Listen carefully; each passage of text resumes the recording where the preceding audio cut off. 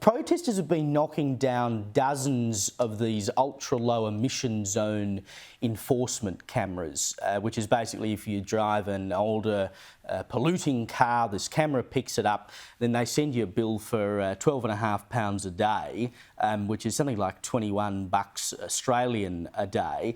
It started in 2019 in a small pocket of London. Now they've expanded it. Sadiq Khan, the Lord Mayor of London, has now expanded it across the entirety of London.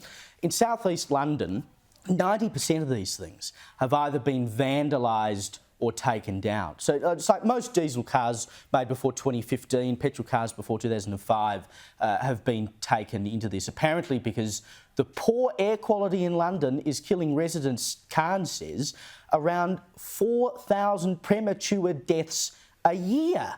I'm just happy to see that people are rising up and doing something about it. You know, we've seen plenty of these climate protesters. Now we're actually seeing some protests in the other direction.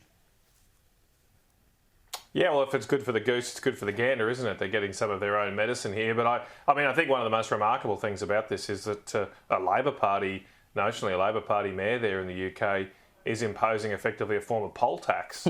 Remember Margaret Thatcher back in the day tried to put on a per head tax on people, and there was it basically ended her prime ministership.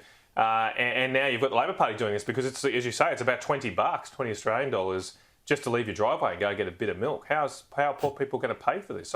I just can't fathom it. And I suppose I wouldn't normally obviously be on the side of those vandalising and destroying public property, but I do hope that the opponents of this do win this debate, because what most concerns me about this is the rise of a surveillance state.